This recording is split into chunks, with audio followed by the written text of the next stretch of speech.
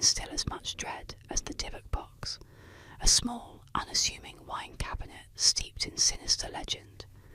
Originating from Jewish folklore, a Dybbuk is a restless, malicious spirit believed to cling to objects or people, feeding off their misery and fear. The Dybbuk box is said to contain just such a spirit, bound within its wooden walls, waiting for the next unfortunate soul to open it. The box first gained infamy when it surfaced in an online auction, accompanied by the chilling story of its previous owner, who claimed his life was plagued with misfortunes and nightmarish experiences after acquiring it. According to the tale, the box was originally bought by a young man at an estate sale. When he opened it, he found strange items inside: locks of hair, a small goblet, a candlestick, and engraved Hebrew inscriptions. But it wasn't the items inside that terrified him. It was what followed. From the moment the box entered his home, strange occurrences began. Foul odours of decaying flowers and ammonia filled the air. Shadowy figures appeared in his periphery, and the eerie sound of faint whispers echoed through the night. Soon he began having violent, unexplainable nightmares of an old, hateful woman lurking at the edge of his bed, her eyes burning with malice. Each morning he woke up feeling drained, as if the spirit had sapped his very life force. The Dybbuk box changed hands many times, with each new owner reporting the same ominous symptoms: unrelenting nightmares, accidents, and a pervasive, sickening dread. One owner even suffered a sudden stroke shortly after acquiring it, convinced that the spirit trapped within the box had cursed him. Eventually, the Dybbuk box was sealed away, kept hidden from curious eyes, locked behind glass to prevent anyone from releasing the evil within. It has since become a relic of fear, a cursed object housed with great caution. Paranormal researchers who dare to approach it claim to feel an intense pressure, as if the air around it is vibrating with a dark, pulsating energy, ready to burst forth at the slightest touch. Today, the Dybbuk box stands as a chilling reminder of forces beyond our understanding. Many believe that the box should remain sealed, for to open it is to invite disaster. The warnings are clear. Disturb the Dybbuk box, and you may awaken something ancient, vengeful, and impossible to escape. A spirit that seeks not just to haunt, but to possess and torment anyone who crosses its path.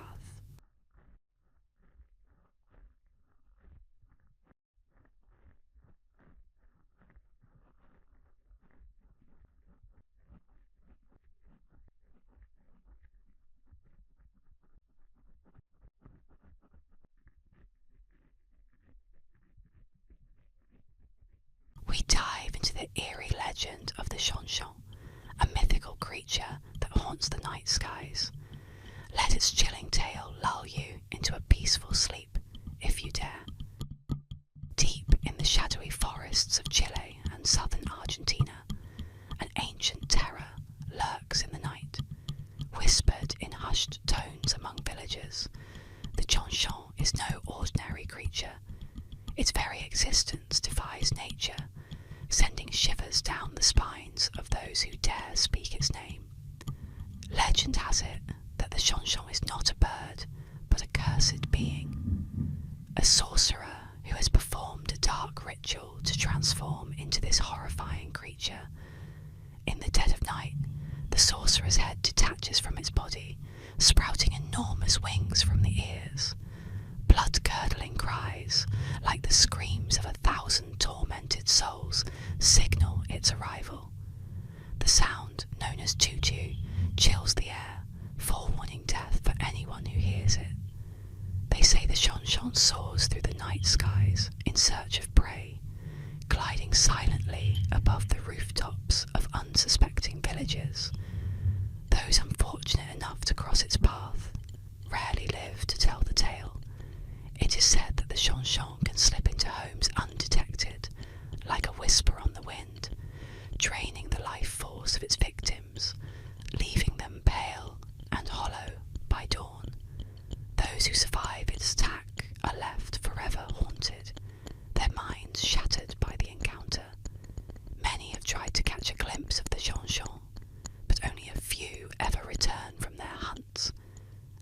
those who do are never the same again.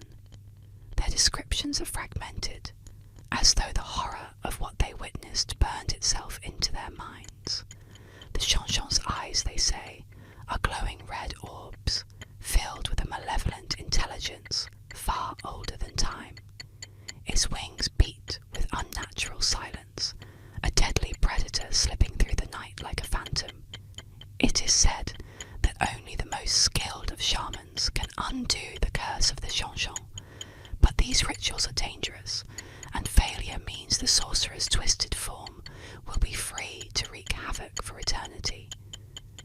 To this day, villagers lock their doors and windows tight when they hear the faintest whisper of the Chanchon's cry. The wind, though invisible, might carry death with it, for the Chanchon does not rest. It hungers, always searching for its next victim, always lurking in the darkness, just out of sight.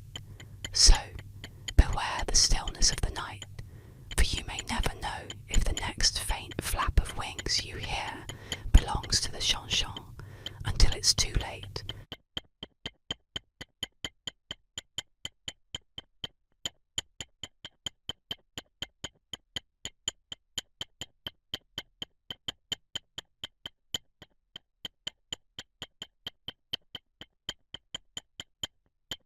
In this calming bedtime tale, we'll explore the curious urban legend of the 999 phone charging myth, a story about a phone trick that never quite worked but sparked imaginations. Relax and enjoy. The 999 phone charging myth is a widely circulated urban legend, particularly in the United Kingdom, that claims calling 999, the UK's emergency services number, can magically charge a mobile phone's battery. According to the myth, dialing the number and then immediately hanging up is supposed to give your phone an instant boost of power, effectively extending its battery life. This claim, although entirely false, has been surprisingly persistent, with many people over the years believing or at least wondering if there's some truth to it. While the exact origin of the myth is unclear, it likely began circulating in the early days of mobile phones, when people were still learning the nuances of how these devices worked. Some suggest it may have originated from confusion around how phones access emergency services even when they appear to have no signal or very low battery. This feature, which allows phones to make emergency calls even in unfavorable conditions, may have been misunderstood, leading to the belief that calling 999 somehow recharges the phone. In the age of social media, the myth gained new life. People posted about their experiences trying the trick, and discussions on online forums, blogs, and social networks helped spread the false information further. The myth was particularly appealing because it offered a seemingly quick fix to a common problem: a dying phone battery at an inconvenient time. The reality is that calling 999 does not charge your phone. Mobile phones are powered by batteries that require electrical charging from an external source, like a wall socket, power bank, or USB connection. Emergency numbers like 999, 911, or 112 do not have the capability to transmit any form of electrical charge to a mobile device. The idea that merely making a phone call could restore battery life is not supported by any scientific or technical evidence. In fact, making a phone call when your battery is already low can drain it further, especially if the call is placed to an emergency line. Mobile phones consume more power when trying to connect to emergency services, particularly if the signal is weak. So, far from saving battery life, calling 999 could actually lead to your phone shutting down faster. While the myth may seem harmless,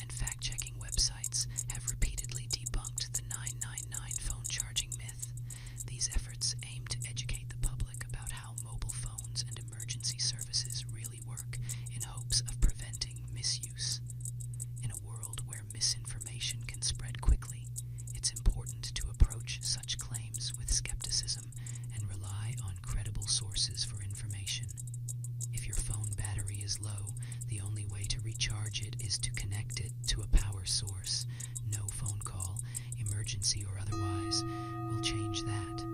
In summary, the 999 phone charging myth is just that, a myth. It's essential to understand how mobile phones function and to avoid making false calls to emergency numbers, ensuring that emergency services remain available for those who truly need them.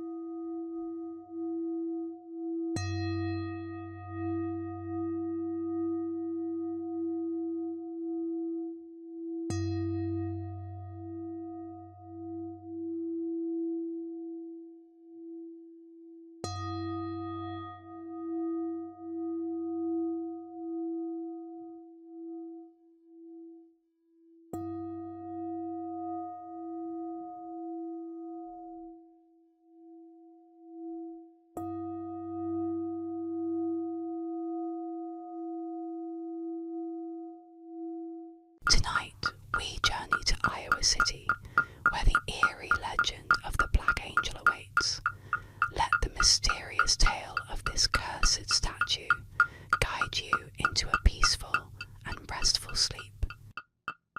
The Black Angel is a haunting urban legend centered around a statue in Oakland Cemetery, Iowa City.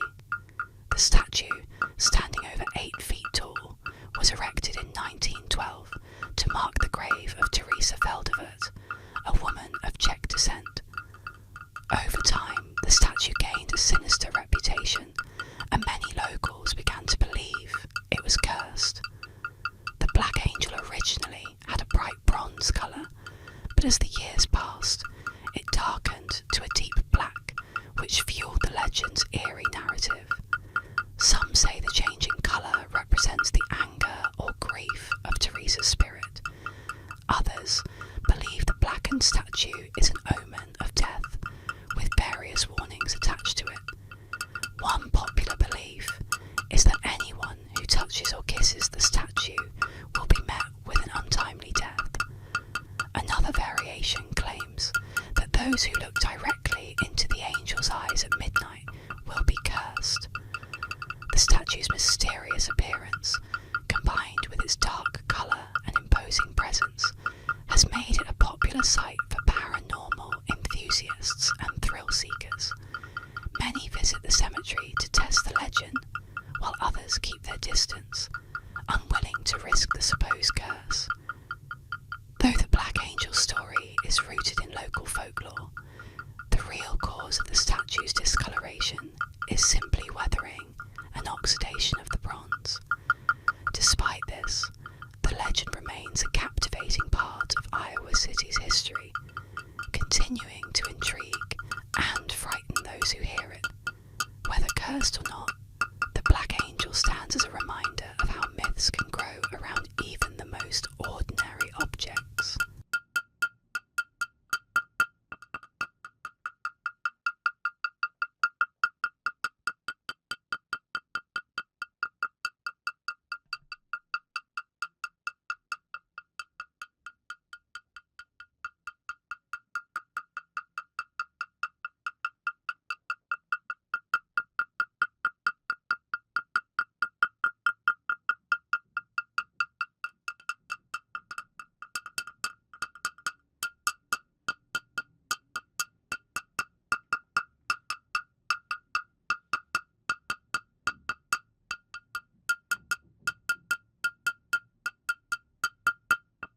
Let's journey into the haunting forests of Veracruz, where ancient whispers tell of mysterious creatures called the Shenekes.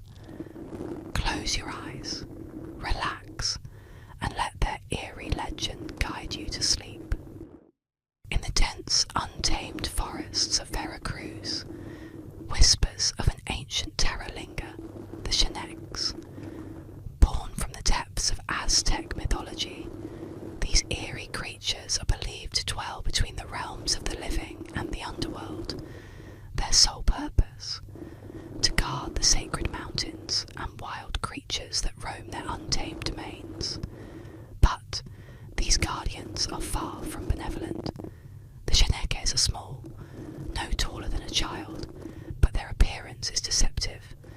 They take on the guise of tiny men and women, their forms twisted and contorted, with eyes that glimmer like blackened coals. Their laughter, an eerie, high-pitched sound, echoes through the trees, growing louder the deeper you wander into the forest. Travellers who hear this sound know they've strayed too far into Shenek territory, and once the creatures have set their sights on you, escape is nearly impossible. The air grows thick, heavy with the scent of damp earth and rotting leaves, and suddenly you'll realise that the path you are following has vanished. The trees around you seem to close in, and the familiar sounds of the forest, birdsong, the rustling of leaves, fall deathly silent. It is then that the Sheneks strike. With swift, silent movements, they dart between the trees, their eyes glowing faintly in the dim light. Their soft whispers crawl inside your head, filling your mind with confusion and dread. Legends say that the Shenek possess a terrifying power. They can steal a person's tonali, the very essence of one's soul. Once taken, the victim is left wandering in a daze, trapped in a state of confusion and fear. Days turn to weeks, and the unfortunate traveller begins to wither, their mind unravelling until they are but a hollow shell of their former self. To those who manage to escape the forest, the ordeal never truly ends. They say that the Shenekes curse their victims with endless nightmares and strange illnesses, their whispers haunting them long after they've left the woods behind. The only way to break free is to return to the forest and appease the Sheneks with offerings of food or valuables. A dangerous proposition, for those who return rarely make it out alive. In the dark, shadowy depths of the forest, the Sheneks wait, ever watchful. For once you enter their domain, you belong to them, and they will not let you go. Tonight, let's drift into the mystical world of Alexandria's Genesis. Relax as we explore this captivating urban legend, where purple eyes and timeless beauty weave a tale of wonder and mystery. Alexandria's Genesis is an intriguing urban legend about a fictional genetic mutation that supposedly grants individuals a range of supernatural physical traits. According to the myth, those who possess this mutation have striking purple eyes, which allegedly develop within 6 months of birth and remain a permanent feature throughout their lives. In addition to their unique eye colour, they are said to have smooth, shimmering pale skin, completely free of freckles and blemishes, and they supposedly lack body hair, except for the hair on their heads, eyebrows and eyelashes. One of the most extraordinary claims of Alexandria's Genesis is that women who carry the mutation do not menstruate, yet they remain fully fertile. This aspect of the legend has drawn particular fascination due to its suggestion that the mutation frees women from the typical biological processes of reproduction while still allowing them to have children. Other supposed benefits include a slow aging process that allows those with Alexandria's Genesis to live for over a century without showing signs of aging, maintaining youthful appearances well into old age. Additionally, individuals with the mutation are claimed to have heightened immune systems, making them resistant to diseases and giving them a remarkable level of physical endurance. Despite the captivating nature of the legend, Alexandria's genesis is entirely fictional. The story originated from a piece of Daria fan fiction written in 1998, which described a character with these fantastical traits.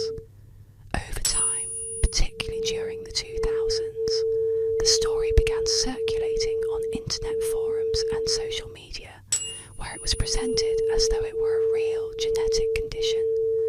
The narrative quickly gained popularity as people were drawn to the idea of such a mutation, combining elements of beauty, immortality, and biological perfection. In reality, there is no scientific basis for Alexandria's genesis. Purple eyes, the lack of body hair, and the absence of menstruation while maintaining fertility are biologically impossible under current genetic knowledge.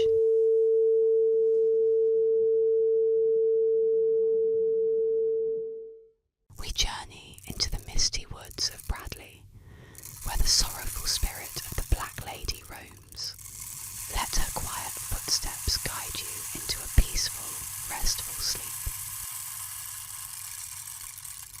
The Black Lady of Bradley Woods is a haunting figure from English folklore, said to roam the dark and mysterious woods near the village of Bradley in Lincolnshire. This spectral presence has been a part of local legend for centuries, with many claiming to have caught glimpses of her wandering the woods, shrouded in sorrow and silence. Described as a tall, slender woman, dressed entirely in black, the Black Lady is most often seen wearing a long, flowing cloak with a hood that covers her face. Her appearances are always marked by an overwhelming sense of sadness and grief, as if she is forever searching for something or someone lost. Her skin is pale, and her eyes, when visible, are filled with an eternal sorrow that seems to pierce through those who encounter her. According to the most well-known version of the legend, the Black Lady was once a young woman during the medieval period who lived happily with her husband, a soldier, and their newborn child in a cottage near the woods. However, her peaceful life was shattered when her husband was called away to fight in the wars. Days turned into weeks, and weeks into months, but he never returned. Then, one tragic night, a group of soldiers reportedly attacked the village, killing many and abducting the young woman's child. Devastated by the loss of her family, the young mother wandered the woods, searching endlessly for her child, until her grief consumed her, and she eventually perished. From that moment on, her restless spirit is said to have remained bound to the woods, eternally searching for her lost baby. Locals claim that the Black Lady appears most often on misty evenings, her figure emerging from the shadows of the trees. Some say she will ask passers-by if they have seen her child, while others report that she simply stares, lost in her grief, before vanishing back into the darkness. Over the years, the legend of the Black Lady has served as a cautionary tale for children, warning them to stay away from the woods after dark. While many are skeptical, there are still those who believe in her presence, and stories of sightings continue to circulate.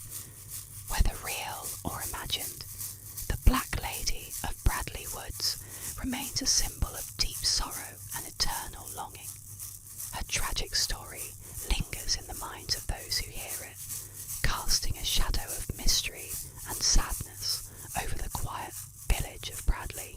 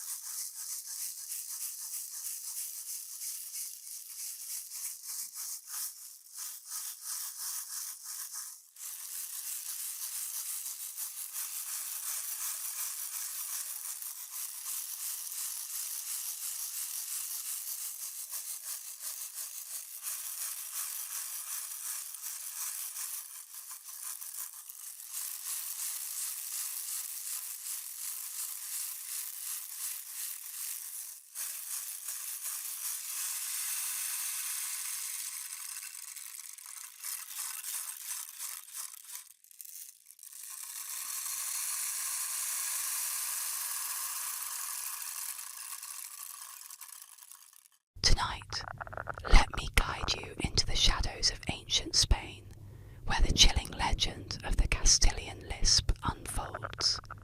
Relax, close your eyes, and let the whispers of history lull you to sleep. In the dark corners of Spain's forgotten history, a chilling tale has lingered for centuries, whispered among locals and passed down from generation to generation. It's the legend of the Castilian lisp, a haunting story that, while discredited by scholars, continues to send shivers down the spines of those who hear it. Long ago, in a time when kings ruled with an iron fist and the boundaries between myth and reality were blurred, there was a king unlike any other. His name has been lost to the shadows of time, but his affliction, an unmistakable lisp, would echo across Spain, leaving a trail of fear and confusion in its wake. The king's speech was strange, almost inhuman, as though something had cursed his very words. His voice carried an eerie sibilance, a sound that cut through the air like the hiss of a snake. The court, terrified of the king's wrath, dared not speak of his speech defect, but whispers of dark magic and ancient curses spread beyond the castle walls, infecting the imagination of the populace. It was said that the king's lisp was no mere quirk of speech, but the result of a sinister pact made with forces beyond this world. Some claimed he had bargained with a demon for power, and in return, his tongue was twisted, forcing him to speak in a way that no one else could. Others believed that a vengeful witch had cursed him, condemning his voice to forever sound as though it were tethered to the underworld. As the legend goes, the king was a man of great influence, and no one dared to correct his speech. Instead, out of fear, the courtiers and nobles began to mimic the king's pronunciation.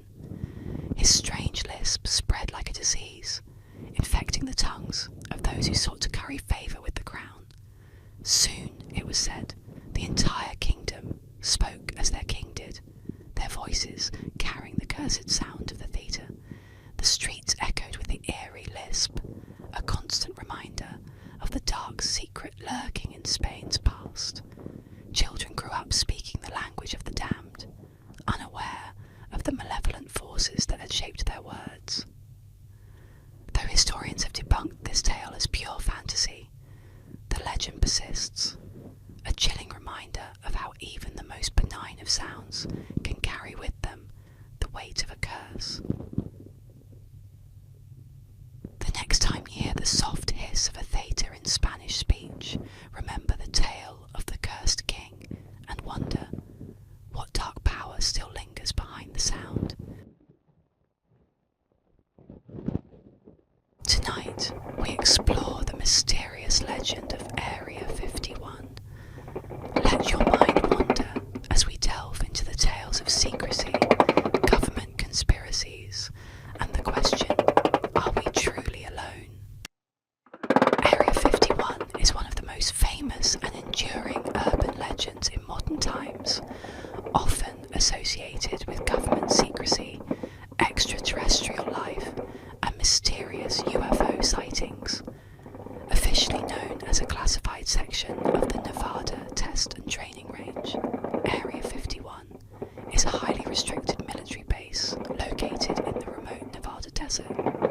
While it serves as a testing site for experimental aircraft and weapons, the site has become the center of countless conspiracy theories over the years, with many believing it holds evidence of extraterrestrial visitors and their advanced technology. The origins of the Area 51 legend date back to the late 1940s and 1950s, a period marked by the rapid development of aviation technology and a growing interest in UFO sightings.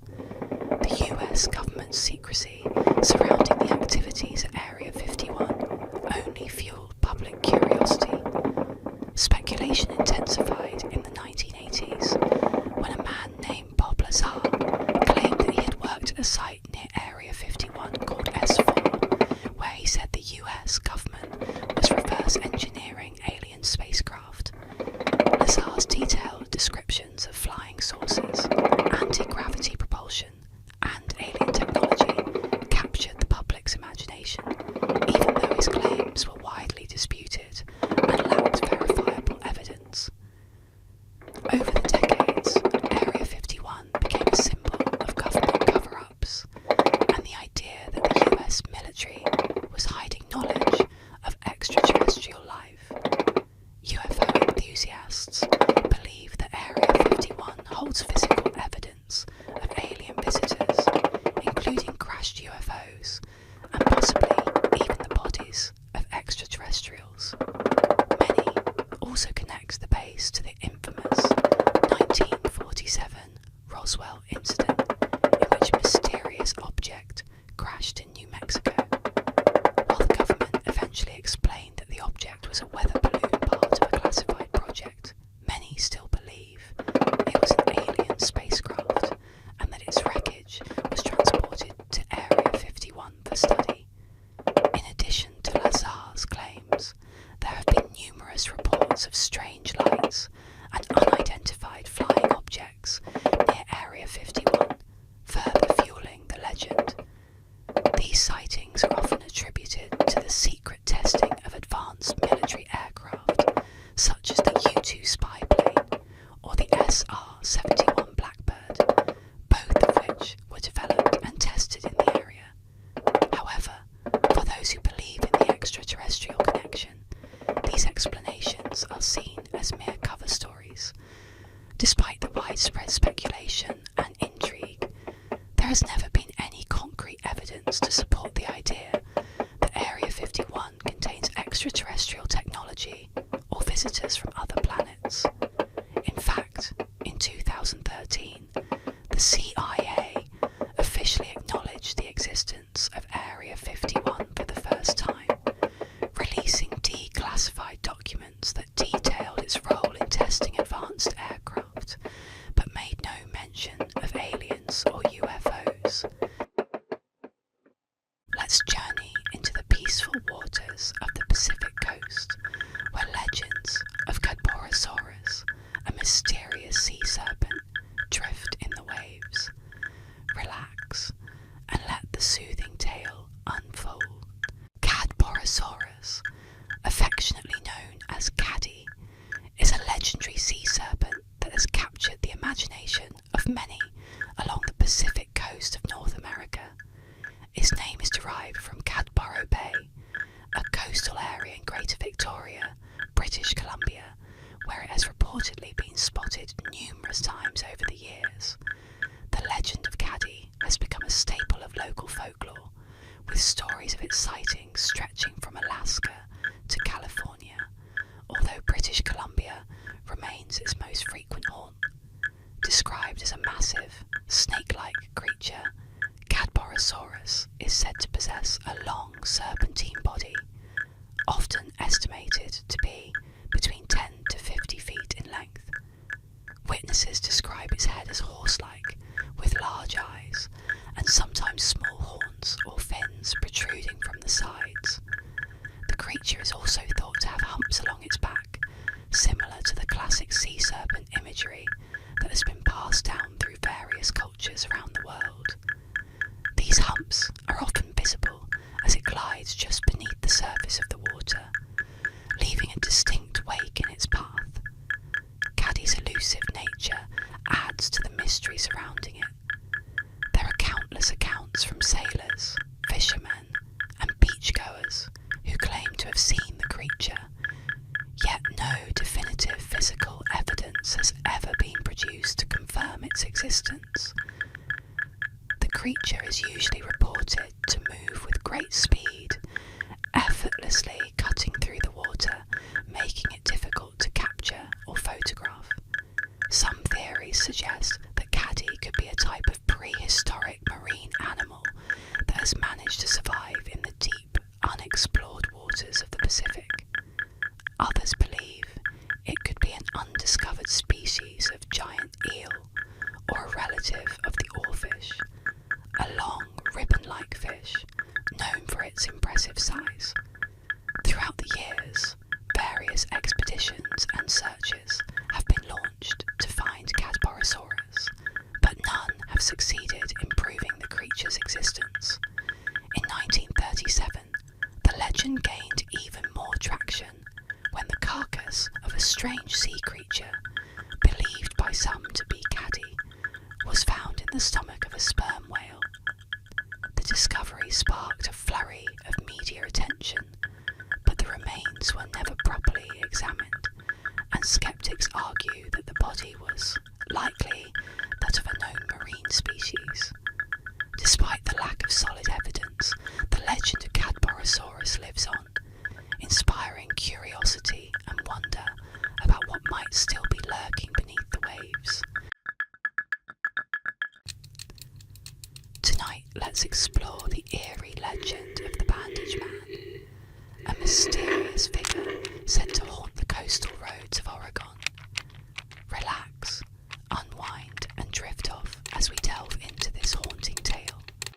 The Bandage Man is a chilling urban legend from the Pacific Northwest, particularly well known along the Oregon coast.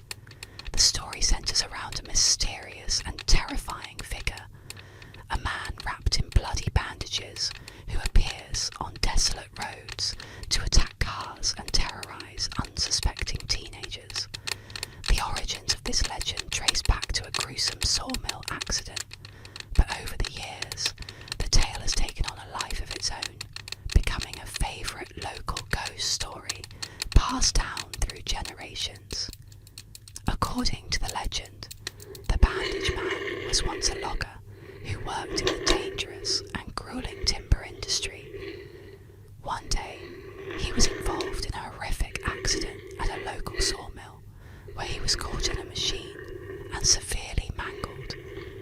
Despite the efforts to save him, the man's injuries were too grave. He was wrapped in bandages from head to toe in a desperate attempt to treat his wounds, but he ultimately succumbed to his injuries. Some versions of the story claim that his body was disfigured beyond recognition, with parts of him missing, only held together by the blood-soaked bandages that covered him. Following his death, strange sightings began to occur on a stretch of road near Cannon Beach, Oregon. Drivers and teenagers parked in their cars at night reported seeing a man wrapped in bandages appearing out of the shadows, often described as limping or dragging himself toward the vehicle. In some accounts, the Bandage Man would climb onto the car, leaving bloody handprints on the windows, or even break the windows to try and grab the passengers. The legend also says that he smells of decaying flesh, and that his bandages are stained with blood, adding to the horror of his appearance. The Bandage Man is particularly known for targeting teenagers who are parked on secluded roads, often in a romantic or isolated setting. Many locals warn that if you're parked along the coast late at night, especially in areas like Highway 101, you might become the next victim of the Bandage Man's terrifying wrath. In some versions of the story, he's said to disappear without a trace as quickly as he appears, leaving only the unsettling memory of the encounter and, sometimes, remnants of his bloodied bandages. There are various theories about why the Bandage Man haunts this specific area and why he appears so frequently. Some say that his restless spirit is seeking revenge for his untimely and gruesome death, angry at the world and jealous of those still alive. Others believe that he is merely a remnant of a tragic accident, forever trapped between life and death, doomed to wander the roads near his old workplace.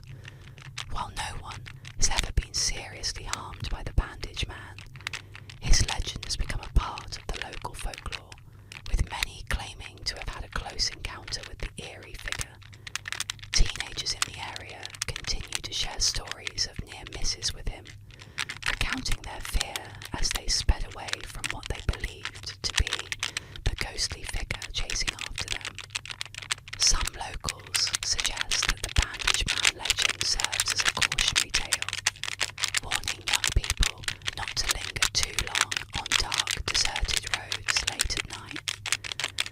is no concrete evidence to support the existence of the bandage man. His story persists, growing with each retelling.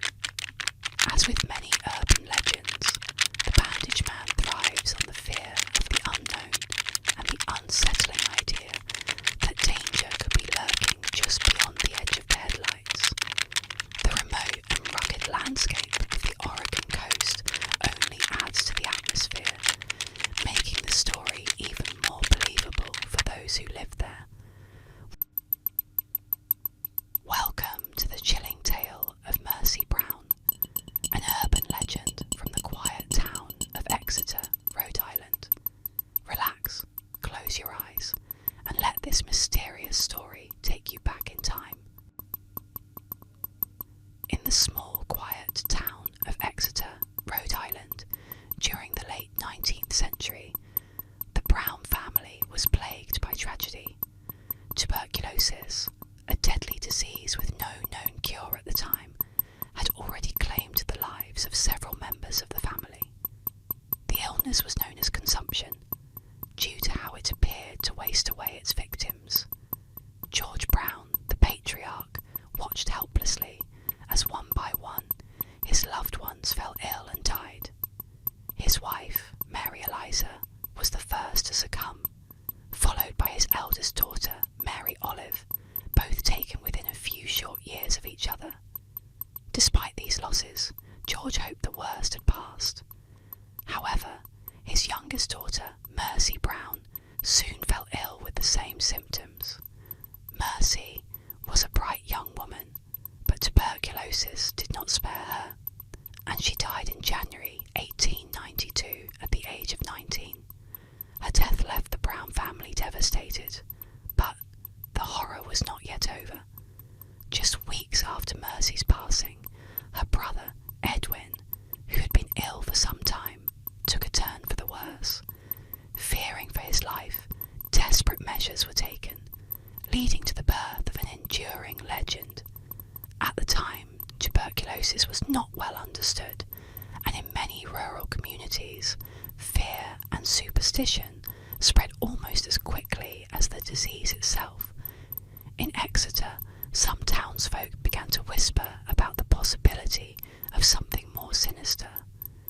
Could the dead be rising from their graves to drain the life from the living?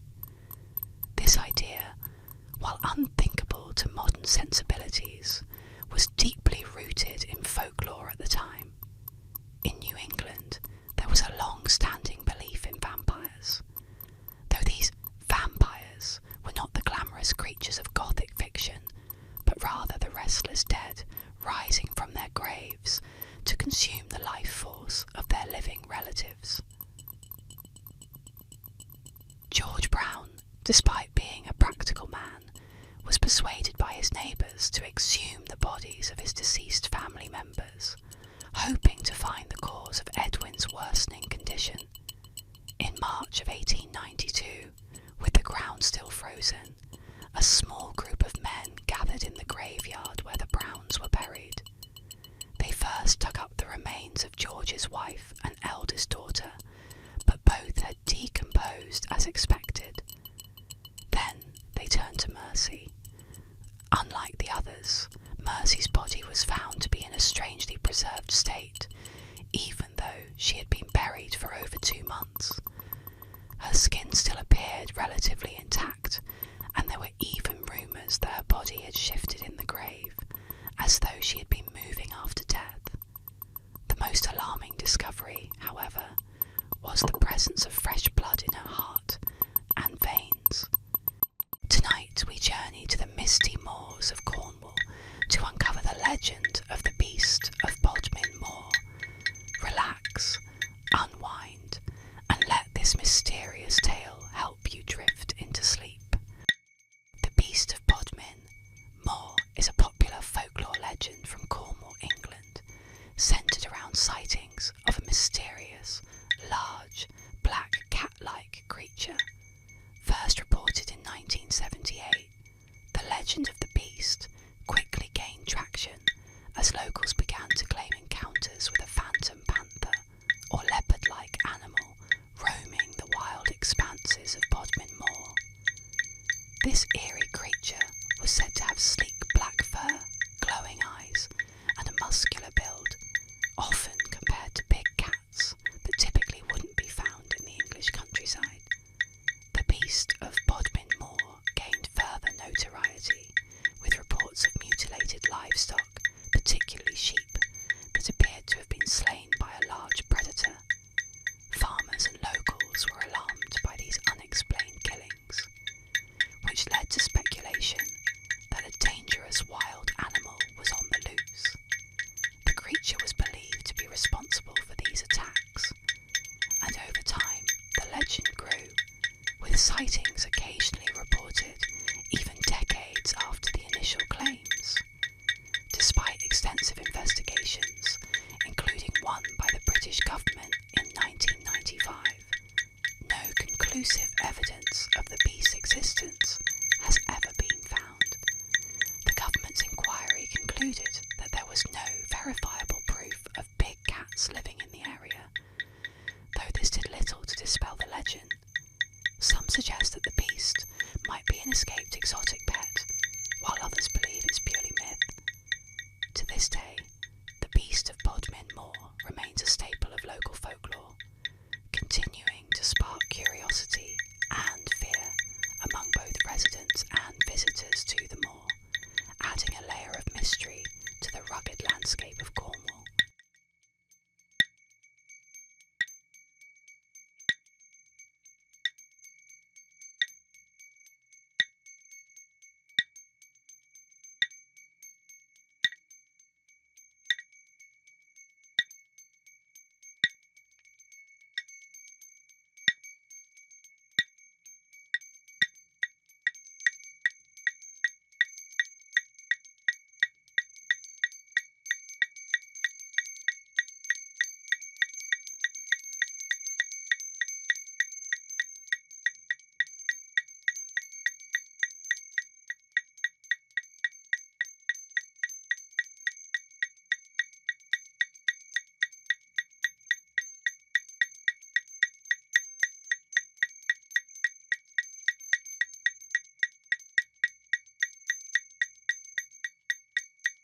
Tonight we explore the unsettling legend of Jarrell Bettis, also known as the Dog Boy, from Quitman, Arkansas. Relax and let this eerie tale of mystery and folklore guide you gently to sleep. The legend of Jarrell Bettis, often referred to as the Dog Boy, is an eerie urban tale that has circulated for years in Quitman, Arkansas. According to the legend, Bettis was a deeply troubled young boy with a dark and sinister streak. Locals recall strange behaviour from his early years, including capturing stray dogs and cats and allegedly torturing them, which earned him the ominous nickname Dog Boy. As he grew older, the story surrounding Bettis became even more disturbing. It's said that he eventually turned his violent tendencies toward his own family, reportedly terrorising his parents.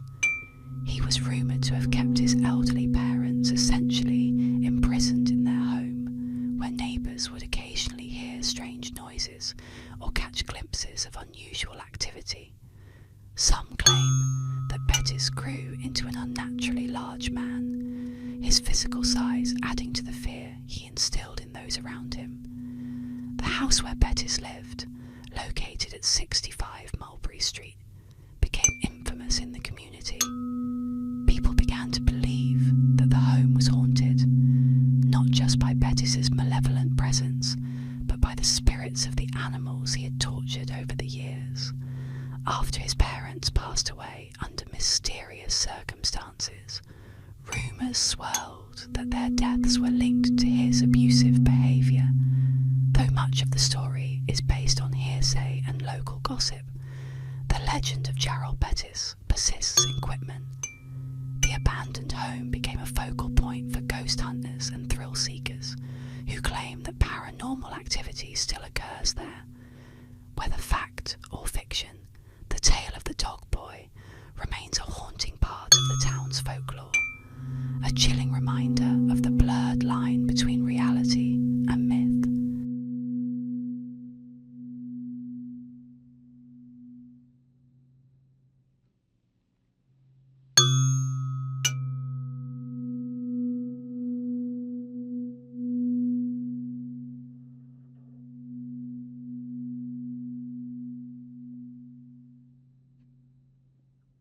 let's journey into the mysterious world of the boo hags, a spine-chilling urban legend from the Gullah culture.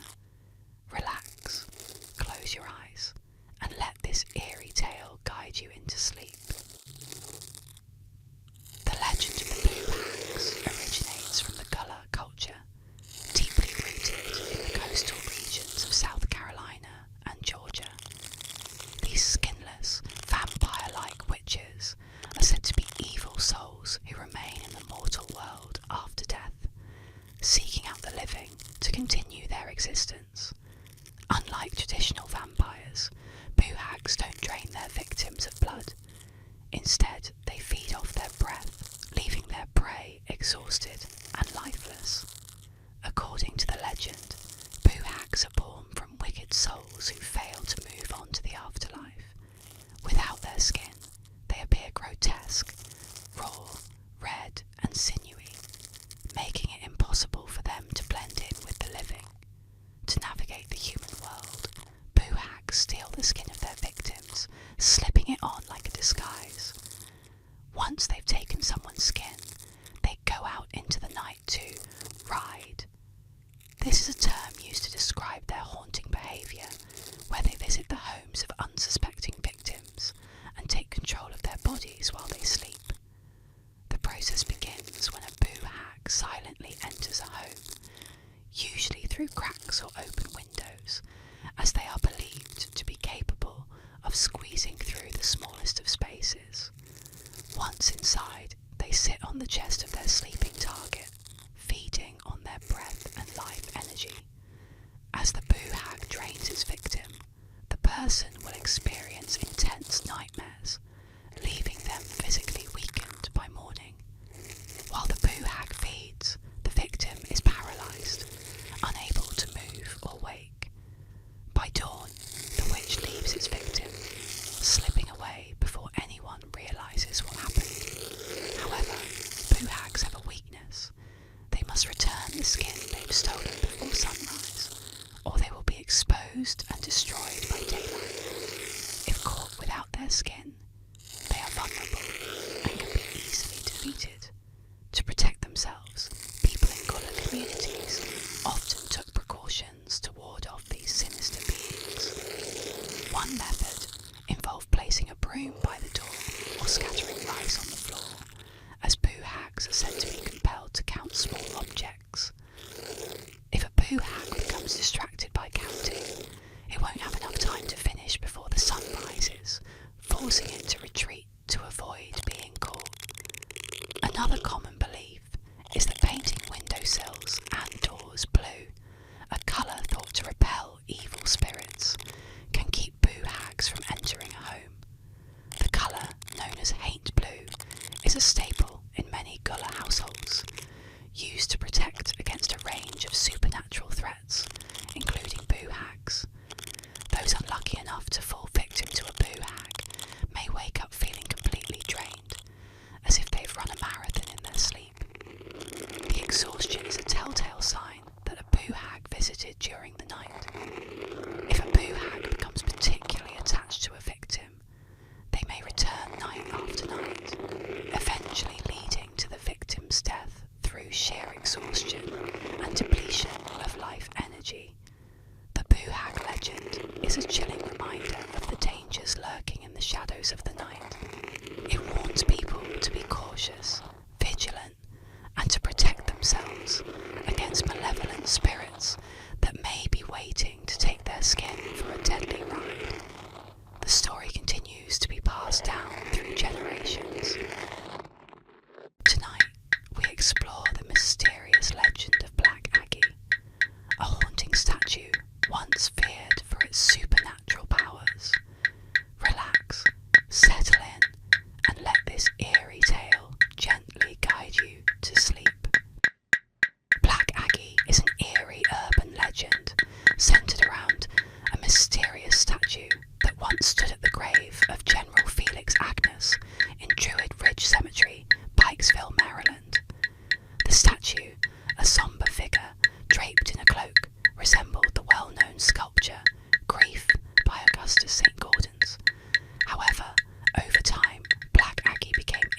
basis for the supernatural tales that surrounded it. According to local law, strange and unsettling events began to occur after the statue was